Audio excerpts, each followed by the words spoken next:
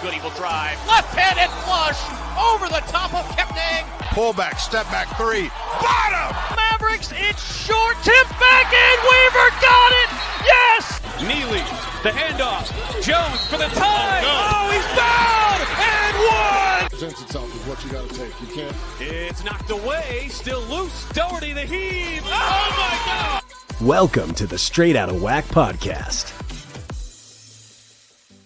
Happy Valentine's Day, everybody. It is Lover's Day, I guess we call it. I'm wearing red for it. I don't usually wear red, just throwing it out there. Not my favorite color. So I apologize for that. But happy Valentine's Day. Hope your day is going well on this WAC Wednesday, Valentine's Day edition of the Straight Outta WAC podcast. Possibly Daryl will be joining me. I will have another special guest joining me. But first, I wanted to throw this out there. If you are looking to get tickets to events, concerts, games, whatever, go to SeatGeek.com. Use WACHOOPSNATION to get $20 off your first purchase of $50 or more. So WACHOOPSNATION is the promo code at SeatGeek on the SeatGeek.com or the SeatGeek app. So make sure you use that as well. Wanted to also throw out there that tickets are on sale now. All session tickets to the WAC 2024 WAC tournament are on sale now. Go to wacsports.com/WACVegas. You can find that info there. You get access to every session of the WAC tournament starting on March 13th at the Orleans Arena. We will be there every day of the week, March 13th, 14th, 15th, and 16th. We don't like to split on Saturday, but we understand that it is very important to get that women's basketball championship on the ESPN linear networks. So we're very excited about that 10:30 a.m. Pacific tip-off on Saturday for the title game. And then two men's games this year will be on the ESPN linear networks. The second semifinal on Friday night, and then the championship game on Saturday night. So looking forward to it. We may do some live stuff from somewhere down there. We'll have that figured out, and you'll have to come join us and check us out. Anyways, on this Valentine's Day, it's not my favorite, not going to lie. My wife, appreciates the fact that I get her some chocolates, got her stuffed bear today. We're going to watch Valentine's Day, the movie. We watched New Year's Day or New Year's Eve on, New Year's Eve. And, we watched Valentine's Day with George Lopez, Ashton Kutcher, Jennifer Garner. Yeah, that's our tradition. We watch that at night before we go to bed. So nothing big on this day. It's Wednesday anyways. It's the middle of the week, so it's not as big. Can't get out and go. We have a 6-year-old, so that doesn't help either. And obviously, nobody really wants to babysit on this day because they're all out doing their own things. So hopefully more of you enjoy the day more than I do. Anyways, let's get to some news around the WAC. So tomorrow night in Arlington at College Park Center, another team can clinch their spot at WAC Vegas. As you know, only 8 teams make it to the WAC tournament this year. And we may have 2 spots clinched after tomorrow night. Tarleton at 10-3 heads to College Park Center to take on UT Arlington. That tip-off is at 7 p.m. Central on ESPN+. If the Texans win, the Texans clinch their spot at WAC Vegas. The kicker is they still aren't eligible for the NCAA tournament. So they could possibly win the tournament, and if they do, the bid goes to the highest seeded team. So GCU would go to the NCAA tournament in that situation if Tarleton or Utah Tech wins the tournament. That's just how they're doing it this year. So anyways, but Tarleton can clinch their trip to the WAC tournament. I'm pretty sure they're going to clinch at some point anyways. They're at 10-3. Everybody else below them has just 7 wins in WAC play. So pretty sure they're going to clinch at some point. Here's another kicker. If GCU wins both games this week and Tarleton loses to, I did the math here. I'll have to pull it up. If Tarleton loses, let me look here. If Tarleton loses to UTA and GCU wins both games, that means that GCU would have a 4-game lead. So that means that February 22nd, next Wednesday, or next Thursday, excuse me, GCU beats Tarleton, GCU could clinch no worse than a share of the regular season title. That would come with 4 games left. So, yeah, just throwing that out there.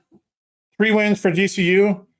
They clinched the regular season title, or 2 losses for Tarleton. And considering that GCU and Tarleton play each other on February 22nd in Stephenville, boom. The regular season title could be decided on February 22nd in Stephenville. Oh, I'm running out of breath. I'm sorry. I'm talking a lot and fast. And I'm going to bring in my guest, who also talks a lot on broadcast, and he's awesome. And he's had me on his radio broadcast a few times. Unfortunately, we won't get another one until the WAC tournament, but he's calling the game tomorrow night in Riverside, Fowler Event Center. Braiden Bell, the voice of the Lancers. He's doing ESPN Plus for the Lancers now and the radio on the road. So big time, my friend, big time. I've gotten a lot of introductions in my day, but starting it off with another guy that talks a lot, that's a new one. And I also wanted to start with something else. I just turned on the feed, waiting in the waiting room, if you will, and I see you closing a big book. What is that all about? Is this an almanac or no? So do you journal this league? I have time during my day to go and to just create things. And I've been playing around with Canva, and I created this like composition notebook with basketball on it and everything else. You know, just a nice little college ruled. You can't see the lines, but there's lines there. And then I had a WAC hoop sticker sitting on my desk, so I just put that on top of one of them. I mean, people can buy them on Amazon if they want. I'll put a link in the description, when I post this. I was more so just confused of what was in the notebook. I was excited. No, I like composition notebooks. Like, they're fantastic to write down like notes. And I was going over the regular season standings last night and trying to figure out when GCU could clinch the regular season title. And my math was pretty spot on that with 3 wins, they'll clinch no worse than a share. With 3 wins and 2 Tarleton losses, like, Tarleton will be out of the race. So they could clinch next Thursday. Right. The regular season title. So it's crazy. Crazy how dominant they've been. And the Lancers get them on Saturday for the first time this season. That's pretty crazy.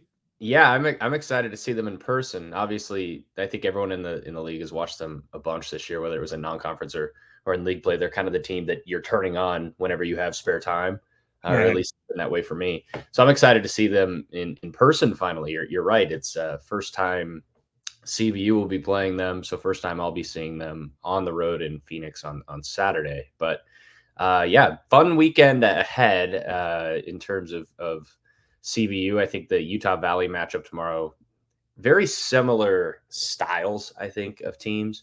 In talking with Coach Phillips yesterday in preparation for tomorrow, and then obviously being around CBU all year, I think it has the makings of a good matchup and what should be another close game, which again shouldn't surprise anyone. Sorry, Braiden. My Valentine's Day lunch is here. My Totino's frozen pizzas. What? My wife just brought those in. I love those things, so forgive me for interrupting. Anyways. Wait, pizza rolls? Is that what you said? No, the Totino's frozen pizzas. Like, yeah, those aren't good. Frozen pizzas. They're like a go-to snack. So look at you go. Wait, was that like brought into you? Like? Yes, my wife is out there visiting with her parents right now, and she brought that into me. So unbelievable. Wow. Yeah. Okay. Yeah. The perks. Yeah, I don't have anyone bringing me food in right now. So it's actually sunny in Utah. That's why my picture just got so bright, because we have sun for the first time in I don't know how long. It's fantastic. Got the lighting working. I love it. Well, I'm betting Utah Valley made it taking the cold weather down there with them to Riverside. Yeah, it's been it's been raining so much recently in Southern California, but it's fine today. It's 60, so not too shabby. Stop rubbing it in. Not cool. Don't do that. I'm sorry. Don't do that. All right, so let's talk about this game tomorrow night. CBU, Utah Valley. Utah Valley doesn't play well on the road. CBU is coming off a rough loss at Utah Tech where they didn't play a lot of defense. I think someone told me that it was pretty quiet on the ride home. By the way, how long of a bus ride is it from St. George to Riverside? So we were concerned. The quick answer is we got home in about 5 hours. Okay. It was like 5 hours and 5 minutes or something. So it really wasn't that bad. We were concerned because it was the night before the Super Bowl, driving right through Vegas. Yep. On Saturday night, and I was shocked. It was simple. I mean, we slowed down maybe for 5 minutes, like right when you're driving by the stadium, which allowed us to get a cool picture of the stadium. So I was fine with it. But no, it was a very easy drive. So I think we did the math and it was like, well, by the time you fly into Vegas, we weren't going to charter. So by the time you fly into Vegas, then bus all the way up there anyways, it's going to be close to the same time anyways. So, 5 hours. And yeah, mentioning that Utah Tech game, it was so uncharacteristic based on a whole season or almost 2/3 of a season now of data you have on a team and you think you know a team, and certainly defense has been the strength for CBU this year. But then you go up to Utah Tech and give Coach Judkins and Utah Tech a lot of credit, because the two of the three worst defensive games of the year for CBU, the other one being Stephen F. Austin, both came against Utah Tech. The game the Trailblazers won in December in Riverside, and then on Saturday they shot the lights out of the ball. Jalen Searles looked like a first team all conference player with over 30 points. And shot 61%, just the second time since CBU's been in the WAC since they've allowed a team to shoot over 60% from the floor.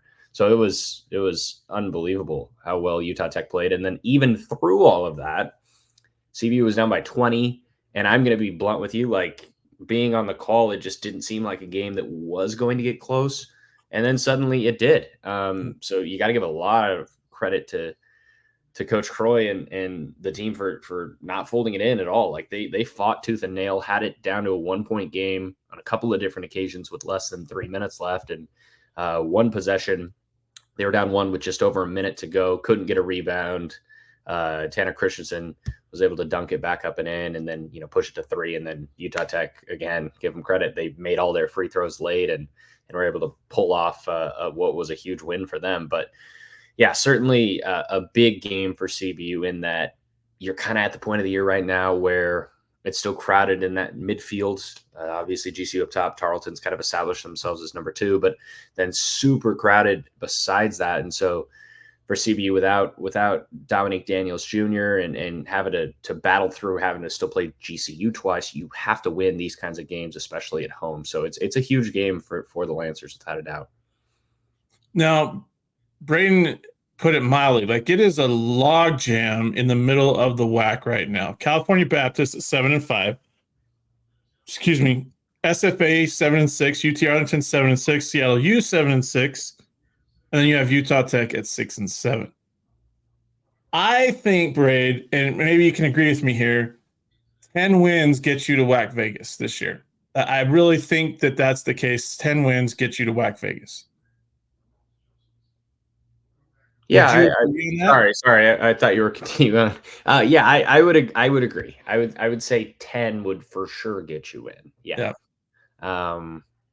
It's crazy, man. And the thing is like the schedules for some teams are just nuts down the road. I think after SFA hosts ACU on Saturday, they go on a 4-game roadie to, let's see, where do they go? They go to Seattle, to Utah Valley, to CBU, and to Grand Canyon before finishing out with 2 home games. Like, who wants that 4-game road trip? Like, that's unbelievable that they have to do that. Just in terms of mileage alone, that's difficult. But then you add in, playing at Utah Valley at elevation is never easy, and how good they've been at home, even if they are having a down year by their expectations. I still think they're tough, especially at home. And then Seattle, GCU, CBU, all teams in the top, half of the league. So yeah, that's going to be one of the toughest 4-game stretches that any team in the WAC has had, period. Like in years. It's unbelievable. Well, and here's my one gripe, okay? And it's not my one gripe. It's one of my gripes about the Commerce schedule this year. By this time, when everybody's played at least 10 games in Commerce play, everybody should have played everybody at least one time in those first 10 conference games. I don't know how they came up with a schedule where where CBU hasn't played GCU once yet, and you're going to play them twice in your final 8 games. Like that just doesn't, or final 7 games, 8 games. That's a big gripe for me. Is like everybody should have played everybody at least once. So you have the first half of league play, and then you have the second half of league play where you're going opposite of what you did, so that people don't go on these 4-game road trips, or a team doesn't go on the road for 5 out of 6 games. Or that's my rant for the day. I'm sorry, I will leave it alone. But it's just one of those things. Like, this shouldn't happen. Anyways, back to this Utah Valley game. So what concerns you when you look at the Wolverines with, the Lancers hosting them? I know we've said that the Wolverines, their only win on the road in a true road game came on November 9th against Sam Houston overtime in that WAC Conference USA scheduling initiative. So what concerns you? They've been close a couple times lately on the road. They should have beat Seattle U. What concerns you? Well, I think this game is going to be one that rebounding is going to be a huge factor. CBU has been the best rebounding team in the conference all year long. Goodrick and Wyo obviously are both, 1 and 2 in the league. Both have been outstanding, one of the best duos in all of college basketball. But in the first meeting in Orem between these two teams, Utah Valley was plus 15 on the boards. CBU didn't have a great night offensively, but to be plus 15, that's significant, and is the biggest total that CBU's been out rebounded by all year. In fact, CBU's only been out rebounded 3 times this year, and that by far was the biggest spread and one of the biggest spreads in D1 history for CBU as well. So, knowing Coach Croy, knowing the coaching staff, that's obviously something that's going to be talked about a lot. Being on your home floor, you don't want to get out rebounded again at all, especially by a number like 15 in the first matchup. So that's something I'm looking at for sure. I think one of the biggest matchups in the game is good against something that a good strength for CBU against something that Utah Valley really struggles in, and that is 3-point shooting. CBU's 3-point shooting defense is actually second in the country in terms of threes they allow per game, under 5 per game. And in fact, an interesting number as well is not only do they give up the second fewest amount of threes per game, but they also give up the second fewest amounts of attempts. So teams just really aren't even trying to shoot threes against CBU anymore. Meanwhile, Utah Valley, they hit like 5 a game. So they really struggle shooting from outside. So, if that stays where it should be, that's advantage CBU, I think, with as well as they've been shooting from 3 really the past 4 or 5 games since that Stephen F. Austin game. They've shot it well from downtown, even without Dominique Daniels Jr. in these last couple of games, with Scotty Washington really stepping up into a big time scoring role. I think that's certainly a big impact as well. And then, the X factor scores for Utah Valley. It's kind of been an offense by committee this year. Potter's been great for Utah Valley really over the last 4, but especially if you condense it down into the last 2. Stone Carawell's a solid scorer, but then you have the Drake Allens, you've got the Trevin Dorius is, different scorers that Osiris Grady, even to a certain extent, like he could be an X factor as well, the freshman. So CBU's got to limit those guys. Stone Carawell will probably have him. Drake Allen's always been great against CBU. He'll probably have a solid day, but you got to try to limit Potter. You've got to try to limit those other role players. And I think whoever wins this game, I'm going to go out on a limb, and I hope I'm wrong. I think whoever wins this game, it's going to be a roll your sleeves up, muddy the waters, probably not the most beautiful game to watch. And it's going to be physical, and it'll be close. Like the ending will be exciting, but it's not going to be overwhelmingly pretty for 40 minutes. The thing is, I texted you during the UT Arlington game, in between a media timeout, and how CBU had muddied the waters there, and it was the perfect type of game for them, especially without Dominique Daniels for the first time. You don't want to get in a track race when you don't have your floor leader, your quick guard, your point guard, whatever. I think if CBU can muddy the waters tomorrow night, I think they'll be just fine, because that's with the guys that they got with Yvonne and with Hunter Goodrick and just guys that outwork people. I think that's the kind of game plan you got to have, because we saw in a high scoring affair, yeah, they could keep up a little bit, but you don't want to give up all the points like they did against Utah Tech. So muddy those waters, Lancers, muddy those waters. I think that's a huge key for Thursday night. And, the thing is, they can't get caught looking ahead either. They can't get caught looking ahead to that. Although some of us are getting caught looking ahead to Saturday's game. You won't be there. You'll be in Phoenix, but there's a huge game going down at Fowler Event Center on Saturday. I don't know if you've had a chance to talk to Jared. I'm going to see the Lancers in person tomorrow night in Orem. I don't know if you've talked to Jared Olson, over this week. If he said anything, if you can say anything, if just your thoughts on the fact that they may be playing for their regular season title on Saturday. Yeah. Now, we talked about unbalanced schedules in your rant earlier, which I agree with for the most part. On the women's side of things, I think it's great because you're setting up the two top teams. They're going to play twice, including, the regular season finale, where things might still be up for grabs as well. Yeah. But yeah, that's going to be a really fun matchup on Saturday. Obviously, we talk about muddying the waters on the men's side. The women's side for Coach Olson, they do the opposite of that. I mean, it's fun, high-flying, fast basketball. They're getting a ton of shots up. They're scoring at a high clip. They've been just so much fun to watch. Chloe Webb, I mean, it's an unbelievable season she's having, and just the improvement from last year to this year in terms of scoring the basketball has been massive. But yeah, Saturday is obviously going to be a lot of fun. I haven't talked to Coach Olson about that matchup at all, because I think you can guess what he would say. Well, we have another game before that.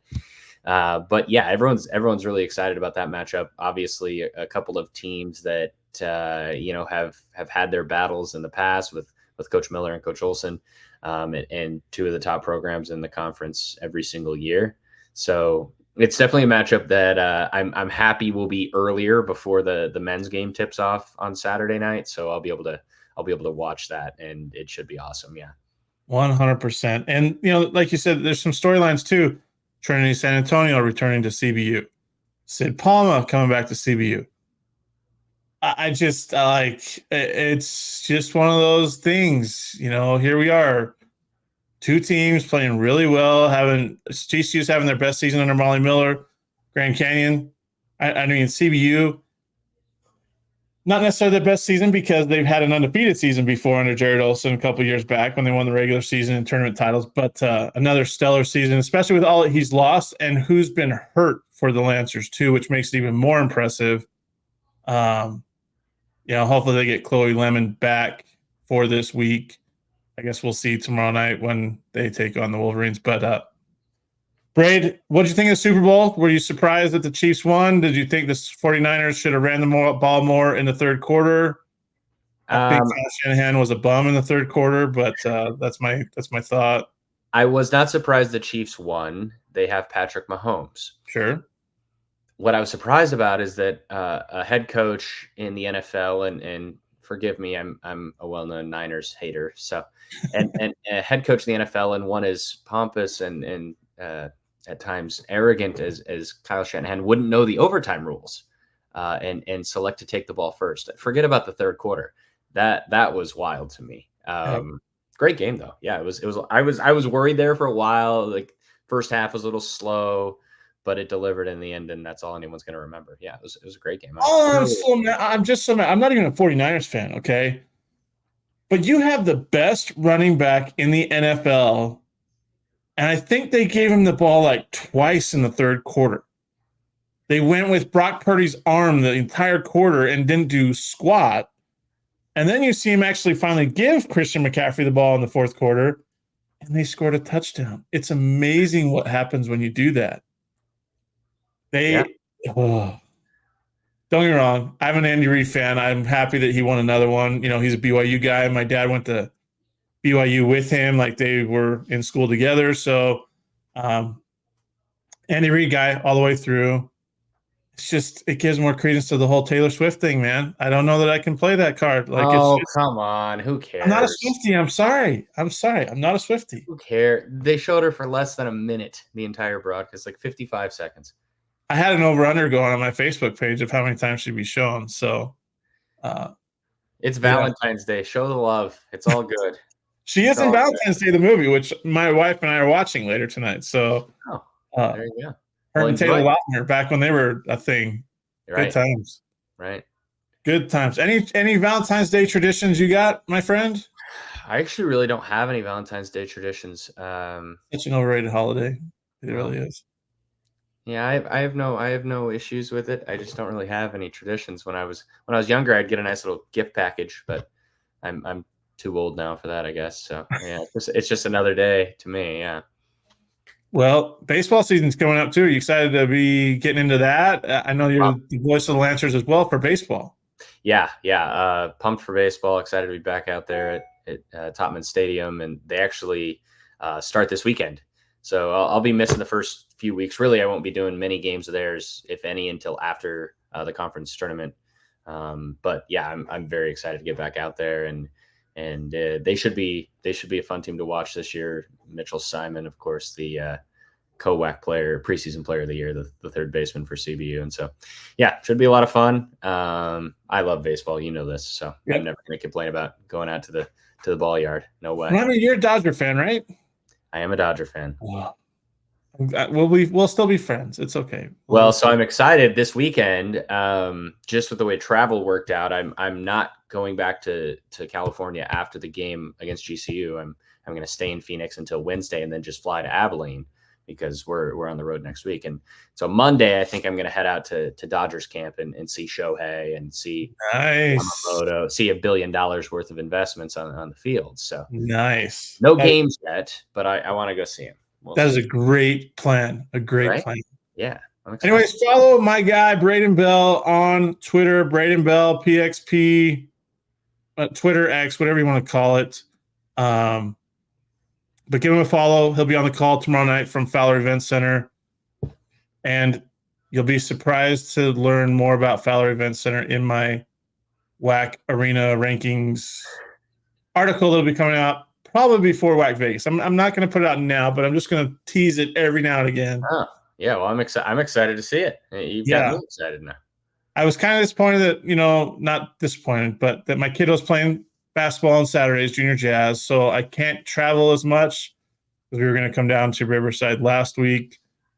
So unfortunately it didn't work out. But yeah, I need to come down to Riverside again, experience another game at now Fowler Event Center. It's not CBU Event Center anymore. So big time things, Braiden. Appreciate the time.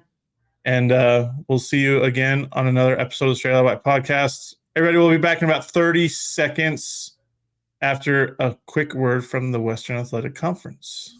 WAC Vegas is back. The best fans, championship basketball, all in exciting Las Vegas. Join us March 13th through the 16th at the Orleans Arena for the 2024 Hercules Tires WAC Basketball Tournament. Don't miss the crowning of a men's and women's champion. For more information, go to wacsports.com/WACVegas. Remember that wacsports.com/WACVegas. All session tickets are available right now. $150 for a ticket to every session, every game, which means Wednesday, Thursday, Friday, there's 4 games, 4, 8, 12, and then the 2 championship games, which means 14. So you're paying like $10.50 for every single game. Just saying. Remember, it's a ladder bracket this year, so there'll be 2 men's, 2 women's games every day through Friday. And then Saturday, obviously, the championship games. So we're excited. Orleans Arena. It's going to be a good time, as always. Maybe we'll have some more crazy. We're going to have craziness, right? We're going to have Tevian Jones type play where somebody hits a 3-pointer and gets fouled with 4 seconds left to give them the lead.